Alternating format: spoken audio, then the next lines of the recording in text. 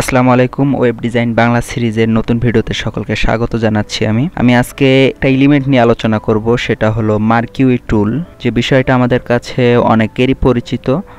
তো আমরা অনেক জায়গায় দেখি যে মার্কেট বা কোনো শপিং কমপ্লেক্সে দেখি যে এত পার্সেন্ট ছাড় বা 80% ছাড়, 50% ছাড়।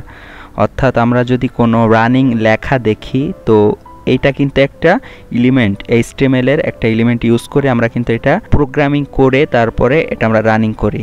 তো যদি আপনারা বুঝতে না পারেন, আমি জাস্ট একটা এক্সাম্পল রেডি করে রাখছি। দেখেন, এই যে যেমন আমার নাম, আমি এটা একটা কোড করে আমি কিন্তু এই লেখাটা রানিং রাখছি। অর্থাৎ এখানে সামান্য একটা কাজ, একটা এলিমেন্ট ইউজ করলে আমরা খুব সহজেই আমরা এই আউটপুটটা পেতে পারি। তো আর বেশি কথা না বাড়িয়ে আমরা মূল ভিডিওতে চলে যাই।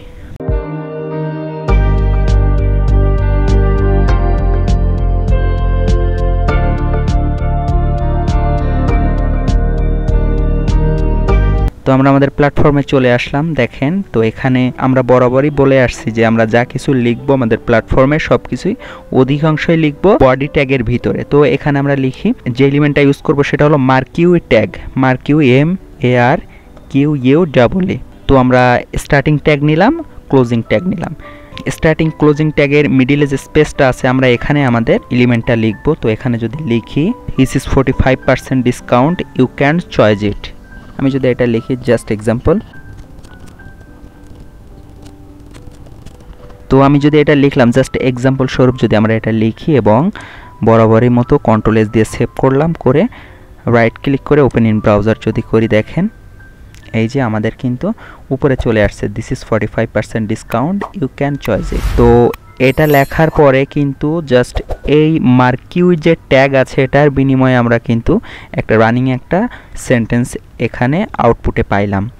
তো এখানে যদি আমি আরেকটু জাস্ট রিনিউ করতে চাই, তাহলে দেখেন আমি এখানে এটা H1 ট্যাগের ভিতরে নিয়ে নেব, কারণ লেখাটা একটু বোল্ড করতে চাই বা বড় করতে চাই। এখানে H1 এটা হলো ক্লোজিং ট্যাগ দিয়ে দিলাম, স্টার্টিং ট্যাগ ক্লোজিং ট্যাগ দিয়ে দিলাম। এখন দেখেন জাস্ট আমি রিলোড করব লেখাটা রিলোড করার সাথে সাথে দেখেন কত বড় হয়ে গেছে এই লেখাটা। তো আগের থেকে একটু আমাদের চোখে বেশি ভিজিবল হচ্ছে এই H1 ট্যাগ ইউজ করে। তো এখন যদি আমি এখানে আরও কিছু আমরা অ্যাড করতে পারি, যেমন এলিমেন্ট আছে ডিরেকশন DIRECTION, রাইট যদি লিখি, এটা লেখার পরে আমি সেভ দিলাম এবং রিলোড দিতে হবে অবশ্যই। দেখেন আগে লেখাগুলো কিন্তু রাইট টু লেফটে আসতেছিল, কিন্তু এখন কিন্তু লেফট টু রাইটের দিকে যাচ্ছে। অর্থাৎ আমরা কোন দিক থেকে আসবে, just we can change the direction. আমরা অবশ্যই কোন দিক থেকে আসবে এই ডিরেকশন আমরা চেঞ্জ করতে পারি। যদি আমরা আরও একটু বেশি ডেকোরেট করতে চাই, তাহলে দেখেন আমি এখানে লিখতে পারি বিজি কালার, অর্থাৎ ব্যাকগ্রাউন্ড কালার। ব্যাকগ্রাউন্ড যদি লিখি গ্রিন। আর একটা কথা মনে রাখতে হবে, আমরা যেটা লিখব গ্রিন কালার বা যে কালারই হোক না কেন, আমরা ডাবল কোটেশনের ভিতরে এটা ইনক্লুড করে দিব। কন্ট্রোল-S দিয়ে সেভ করলাম, জাস্ট রিলোড দেওয়ার পরে দেখেন আমাদের বিজি কালার কিন্তু অলরেডি চলে আসছে। তো আমি ইচ্ছা করলে এই যে মার্কিউ যে ট্যাগ আছে এটার ভিতরে আমরা আরও কিছু অ্যাড করতে পারি, যেমন ইটালিক করতে পারি, তারপরে অনেক কিছু টেক্সট অ্যালাইনমেন্ট আছে, এগুলো আমরা ইউজ করতে পারি। অর্থাৎ আমরা যখন ওয়েবসাইট তৈরি করব ফুললি, তখন আমরা খুব সহজে এগুলো ইউজ করতে পারি। Just we can get our best decoration. যেহেতু আমি একটা এক্সাম্পল রেডি করে রাখছিলাম, দেখেন আমি কিন্তু এতগুলা লেখা মোটামুটি জাস্ট একটু স্টাইল দেওয়ার জন্য এখানে একটা নিয়েছিলাম ট্যাগ, তারপর এখানে একটা নিয়েছি, নিচে কিছু পি ট্যাগ নিয়েছি, তারপর বোল্ড দিয়েছি, H2 ট্যাগ দিয়েছি। তো এইভাবে আমি এটা যদি রান করি, দেখেন।